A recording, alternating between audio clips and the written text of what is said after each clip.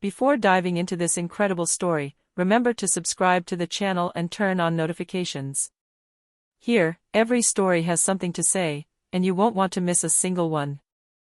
The silence in the isolation block was almost palpable, cutting like a razor's edge through every breath of the inmates.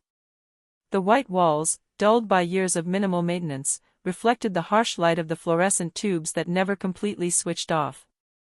Each cell, small and stifling, seemed like a world unto itself, isolated not only from the other prisoners, but from humanity itself. It was said that isolation was necessary for safety and rehabilitation. But for some women locked up here, it had become a silent hell where time had lost all meaning, where every minute felt like an eternity. The daily routine consisted of a few minutes of cell access for food, sporadic medical visits, and the constant gaze of surveillance cameras, installed at every strategic angle, scrutinizing their every gesture, every movement. Then, one day, the impossible happened. Several inmates were confirmed pregnant. Women who had had no physical contact with the outside world or with each other, locked away for months, sometimes years, in separate cells. The news spread quickly among the staff, and disbelief gave way to a deep-seated panic. How could this have happened? When the camera footage was reviewed, it revealed scenes that chilled all who watched them. The gestures, the movements, the recorded moments seemed to defy all the rules and laws of logic and surveillance. The inmates, watching this footage, fell into a state of profound shock. Not only had their privacy been violated, but the prison, supposedly a place of absolute control, had just revealed an inexplicable flaw, or worse, something more sinister and organized. Everyone in that place felt as if the world had just shifted. Trust in the system, in security, in the very truth of what they were experiencing, had been shattered. And as the cameras continued to roll, silent and relentless, a feeling of dread rose. What had been observed, what had been filmed, would never be forgotten, and no one would emerge unscathed from this mystery.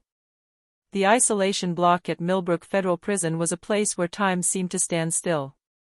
The cold corridors, lit by harsh fluorescent lights, gave the impression of a prison within a prison, a labyrinth where fear and loneliness were the inmates' only companions. Each cell, tiny and stifling, was equipped with a camera that relentlessly monitored their every move.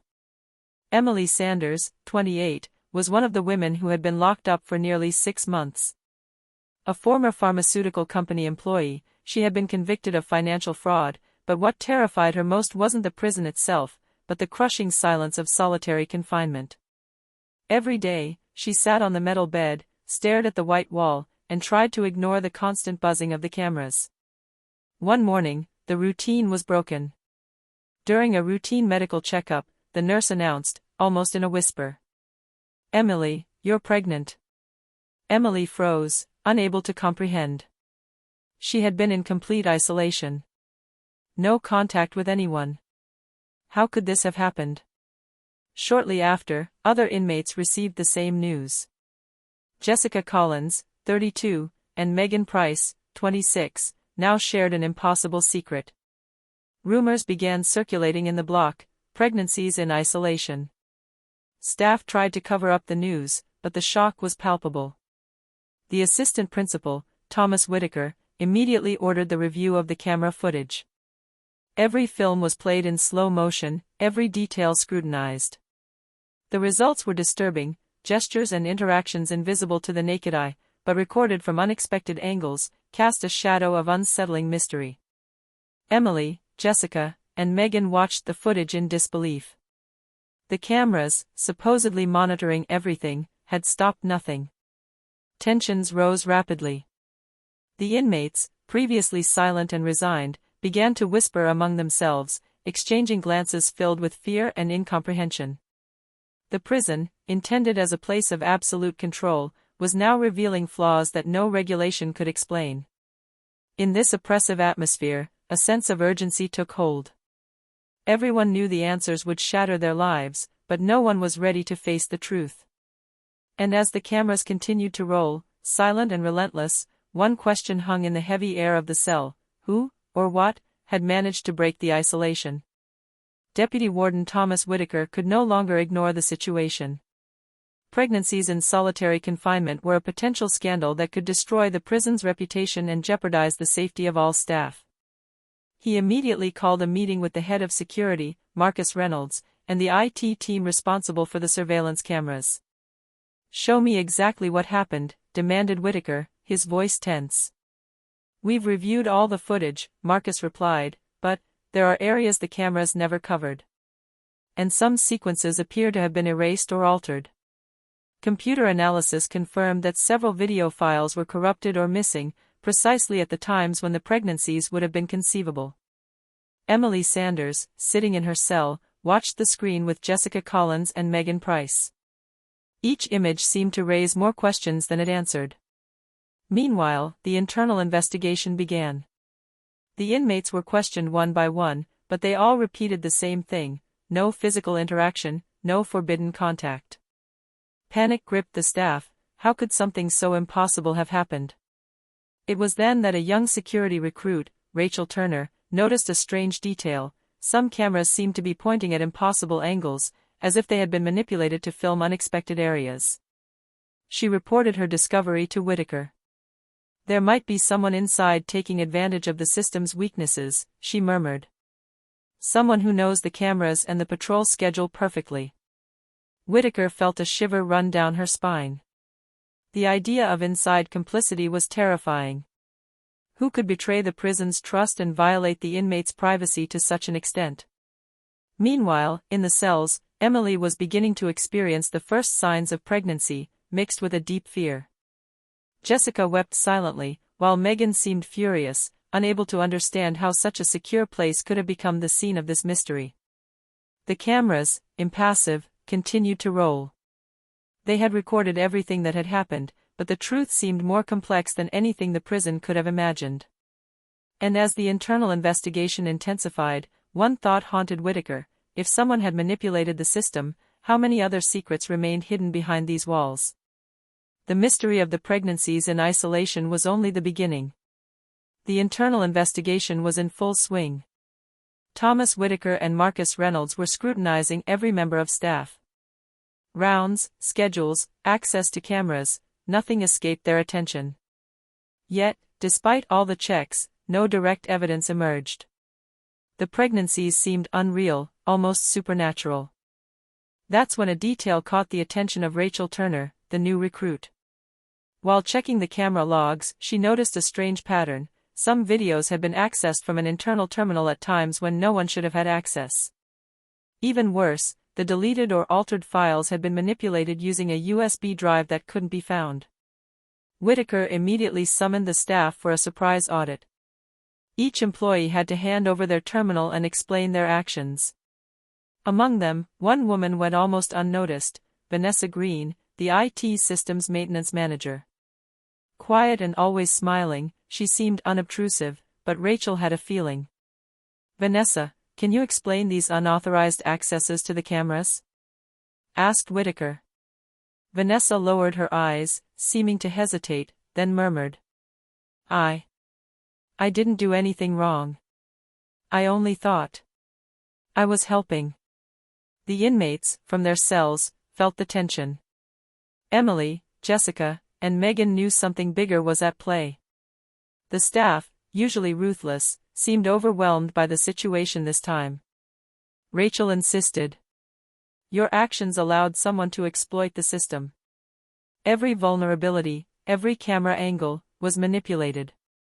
You were the only one with that level of access." Vanessa didn't answer immediately. Her silence was heavy, almost unsettling. Then, in a trembling voice, There's someone else. I was just following his instructions. I didn't know it would go this far." Whitaker felt a shiver run down his spine. An internal complicity? An invisible accomplice orchestrating everything from the shadows? It was beyond imagination. Meanwhile, in their cells, the inmates wondered if they would ever understand the truth. Emily felt fear growing within her. If someone inside the prison could manipulate the cameras, who could guarantee their safety? And as the audit continued, a name began to circulate in the corridors, a man whose involvement no one suspected, but whose actions would soon reveal the true extent of the scandal. A name that would forever change the lives of the inmates, Nathaniel Blackwood. The name Nathaniel Blackwood now echoed throughout the isolation block like a menacing shadow. Few people truly knew who he was. A former security consultant for federal institutions, he had been hired to optimize the surveillance systems at Millbrook Prison. But what no one suspected was that he had his own motives and objectives. Whitaker called an emergency meeting with Marcus Reynolds and Rachel Turner. He showed them the camera logs and anomalies. Everything indicates that an expert manipulated the system, Whitaker said. And that name appears in several archived files. Nathaniel Blackwood. Rachel frowned. But he's not employed here full-time, he only has access through certain remote permissions. If it's him, he could have orchestrated all this chaos from outside. Whitaker felt the tension rising. The pregnancies in isolation, the corrupted files, the impossible camera angles, everything pointed to a meticulously planned conspiracy. And if someone from the outside could control what was happening inside, then no cell was truly secure. Meanwhile, Emily Sanders felt a dull panic creeping over her. In her cell, she recalled the most intimate moments of her isolation and wondered how someone could manipulate her life without ever being seen. Jessica and Megan exchanged worried glances, unable to grasp the scale of the conspiracy. The day passed in almost unbearable tension. Then, late in the afternoon, an incident occurred. A central control screen suddenly flashed, displaying an encrypted message that no one understood. Marcus tried to delete it, but the message persisted, "You are observing too late." Whitaker paled. The threat was not only internal. Nathaniel Blackwood was not just a security expert, he seemed to be playing a psychological game, testing the limits of control, isolation, and manipulation. The inmates, for their part, felt a mixture of fear and disbelief. They now understood that their isolation was only part of a much larger plan. The real danger came not from the walls or the guards, but from someone capable of manipulating their lives remotely, with terrifying precision. And in the shadows, Nathaniel Blackwood watched. Every gesture, every reaction, every emotion was noted and analyzed. His objective remained mysterious, but one thing was clear: nothing would ever be the same again in the isolation block. The walls of the isolation block seemed to close in on them every day. Emily Sanders, Jessica Collins, and Megan Price felt the weight of anguish increasing as the internal investigation progressed. But despite the fear, a compelling need to understand was beginning to emerge: who had manipulated their lives from afar, and why? Whitaker decided to confront Vanessa Green. In the control room, under the watchful eyes of Marcus Reynolds and Rachel Turner, Vanessa was trembling slightly. "I want to know everything, Vanessa. Every access, every instruction you received," Whitaker insisted. Vanessa lowered her eyes, her hands clenched on her knees. It was Nathaniel Blackwood. He knew exactly what he was doing. He told me to follow his instructions, to manipulate the cameras, to create invisible zones, and I thought it was for the security of the prison. I had no idea it would lead to this. Rachel frowned. "You deliberately created vulnerabilities? Vulnerabilities that allowed this?" Vanessa nodded, almost ashamed. "Yes. But I never imagined that someone would take advantage of it in this way." Meanwhile, in their cells, Emily and the other inmates talked in hushed tones, sharing theories and fears. They were beginning to understand that their situation was not accidental. They had been targeted, monitored, and manipulated by someone highly intelligent and calculating. Later that day, Whitaker had a meeting with Marcus and Rachel. "If Nathaniel Blackwood can manipulate this entire system, we must assume that he knows every flaw, every camera angle, every routine. He is everywhere and nowhere at the same time." An atmosphere of paranoia settled in. Every movement in the block, every sound, every metallic clink seemed to be observed by someone no one could see. The prisoners looked at each other with suspicion and fear, but also with a silent determination. They had to understand what had been done to them and why. And as the cameras continued to roll, recording every gesture, every emotion, the shadow of Nathaniel Blackwood hovered over the prison, invisible but omnipresent, like a chess master playing with pawns unaware of their role in his game. This chapter marked a turning point. Fear began to transform into determination. But the question remained, could they truly defend themselves against an enemy they could neither see, nor touch, nor stop? After days of fear and uncertainty, Emily Sanders felt it was time to act. Passivity would never allow them to understand what had happened to them or protect themselves. In the oppressive silence of her cell, she whispered to Jessica and Megan. "We need to understand how he's doing this. Nathaniel Blackwood. We can't wait for someone to save us." Jessica, her eyes red with fatigue and fear, shook her head. "But how? We have no access to the cameras or the files, everything is controlled by them." Megan, on the other hand, had a defiant glint in her eye. "We may not have cameras, but we have our senses. Our routines, our observations. Every mistake, every oversight by the staff can be a clue.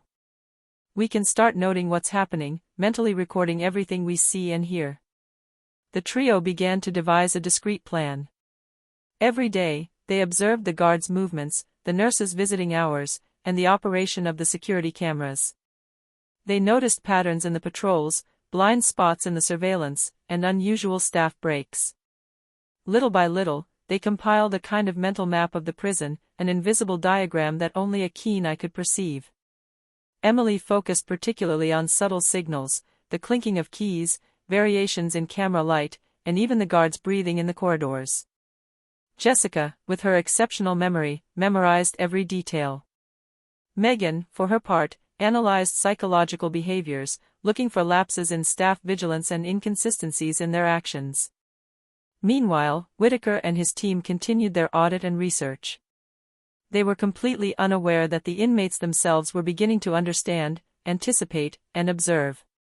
Despite their fear, the inmates were getting closer to a truth that even Nathaniel Blackwood may not have foreseen: they could become agents of their own safety. The atmosphere in the block changed slightly. The inmates seemed more attentive, quieter, but with a palpable determination. Every guard's smile, every step in the corridor was now noted and analyzed. And while Nathaniel Blackwood continued his manipulation from a distance, he did not yet know that 3 women, locked up and isolated, were beginning to draw an invisible map of his actions, ready to thwart his scheme. The game had just taken a new turn. Fear was no longer the driving force of their daily lives, but strategy and observation. The confrontation was approaching, and soon, everything Blackwood thought he controlled could slip through his fingers. In the following days, Emily, Jessica, and Megan continued their meticulous observation. Every gesture of the staff, every routine of the guards, every subtle change in surveillance was recorded in their minds, like a puzzle they had to put back together. One afternoon, as Emily peered down the corridor through the small porthole of her cell, she noticed a detail no one else had seen: a USB key slipped almost imperceptibly into the coat pocket of the maintenance technician who had just walked past her cell. Emily blinked, unsure of what she had seen, then called Jessica and Megan back. "Look at this," she murmured. "I think there's something here, a USB key, or some device. It must contain files or instructions." Jessica nodded her head, concentrating. "If we could get it, we might have a way to understand how Blackwood manipulates the cameras and files." Megan, ever pragmatic, added, "We'll have to be very careful. One mistake, and everything collapses." Over the following days, they devised a strategy: wait for the technician to be distracted so they could discreetly retrieve the key. They observed his routines, noted his movements, the times he approached the central office, and the times he left his belongings unattended. Then, one evening, the opportunity arose. The technician walked away to answer a radio call, leaving his coat hanging in the central locker room. Megan, agile and quick, slipped away and retrieved the USB drive. The 3 inmates hid behind a corner of the corridor and examined their loot with a mixture of fear and excitement. "This is our chance to discover the truth," Emily murmured. "Maybe we can finally understand why us." They quickly realized that this USB drive could contain evidence of Nathaniel Blackwood's scheme, encrypted files, instructions, and perhaps even proof of inside help. Everything they had observed so far could now be translated into concrete action. But the danger remained immense. Blackwood was still at a distance, able to manipulate the system at will. Every second was critical. The inmates knew that if they failed, they would be alone against a sophisticated and ruthless conspiracy. And as they examined the key in the silence of the night, a shiver ran down their spines. They might be about to discover something that even Blackwood hadn't foreseen. The game had just shifted into a new stage. They were no longer just being observed, they were ready to observe and retaliate. Sitting on the metal bed in their cell, Emily, Jessica, and Megan stared at the USB drive as if it held the power to free them.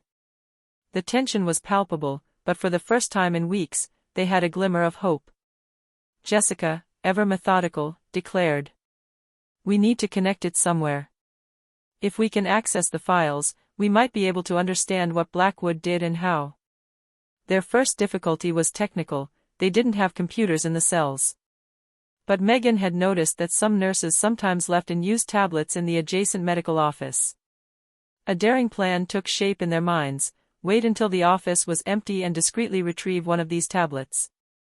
A few days later, their opportunity presented itself. During a patrol, the medical office was momentarily deserted. Megan slipped in, retrieved the tablet, and returned to her cell. The three inmates carefully connected the USB drive. The screen lit up, revealing an encrypted folder titled Project Isolation. Emily shuddered at the name. They opened the folder and discovered video files, surveillance logs, and detailed instructions. Each document confirmed the scale of Blackwood's scheme.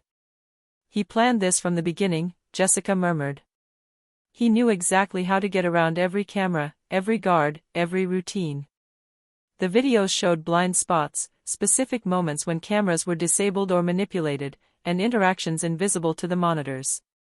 The files also revealed that some of Vanessa Green's actions had been directed by Blackwood to create these vulnerabilities. But the most disturbing thing was a file named Targets, Emily, Jessica, Megan. It detailed the psychological profiles of each inmate, their periods of vulnerability, and the strategies used to manipulate them. Emily felt her heart pounding wildly. "He studied us from the beginning, everything was planned." Megan, her eyes filled with anger, clenched her fists. "So it's our turn to fight back. He doesn't expect us to be aware of all this." Jessica Boy-Latet. "We now have the evidence and the clues. We can trap him, but we will have to be clever and patient." In the shadows of their cells, the plan began to take shape. For the first time, they felt they had an advantage over Nathaniel Blackwood, knowledge of his plan and the determination to no longer be passive victims.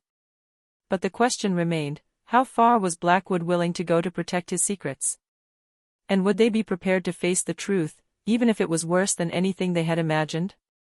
The game had just crossed a new threshold. They had gone from being mere observers to conscious players, ready to turn the game against their manipulator.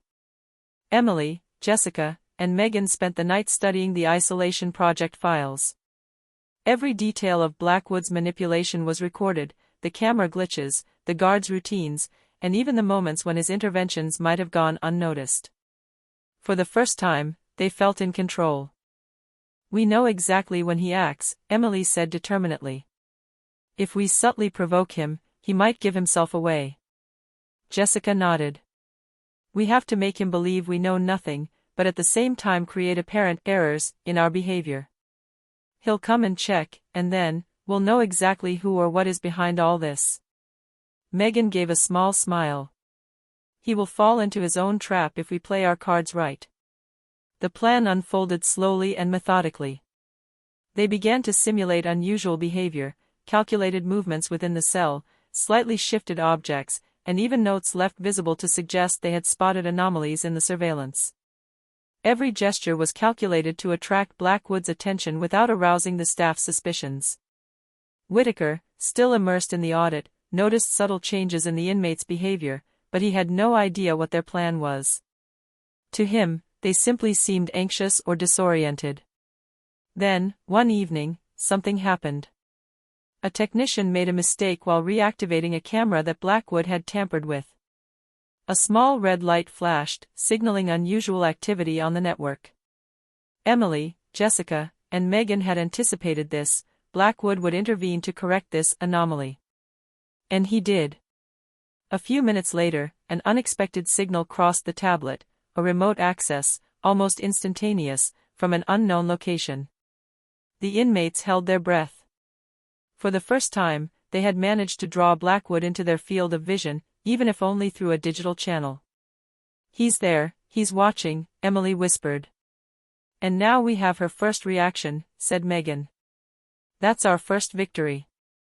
In the heavy silence of the night, they understood that the game had just turned. They were no longer mere victims, they had become strategists. Every move they had planned, every detail observed, would allow them to push Blackwood to reveal more of his secrets. But a chilling thought crossed Emily's mind: Blackwood is smarter and more dangerous than we are. One mistake could ruin everything. The trap had been set. And in the shadows, Nathaniel Blackwood, unaware that he was being watched, had just fallen into the first net set by those he believed to be weak and isolated. The isolation block was eerily silent. Emily, Jessica, and Megan waited, tense, each second seeming to last an eternity. The tablet in Emily's hands still displayed the feed from Blackwood's remote access. It was there, invisible but very real, monitoring their planned mistakes. "He's taking the bait," Jessica murmured.